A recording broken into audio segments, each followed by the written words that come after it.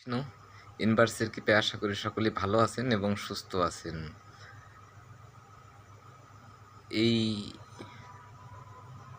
সেই স্বর্গীয় গুরুদেব বিমলের যে অনুষ্ঠান, এই সামনে যে সোমবার 25 তারিখ 4 বছর পূর্ণ হওয়ার দিন। এই দিন ইউনিভার্সের এই বার্ষিকী অনুষ্ঠান সবার জীবনে যেন স্মরণীয় হয়ে থাকে। আর আমার তরফ থেকে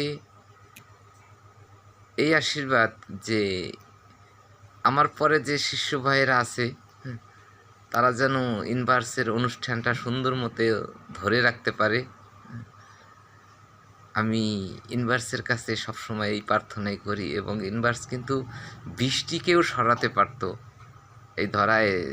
তিনি তার কাছে যেটাই চাওয়া হইতো সেটাই বলতো যে ঠিক আছে, না কোনো শব্দ নাই।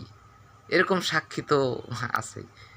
সময় মতো সবাই উপস্থিত হবে, অনুষ্ঠান যেন সুন্দর হয়। গোবিন্দ জানি তার অনুষ্ঠান সেই করায়, বাকি সবাই উপলক্ষ। হরে কৃষ্ণ।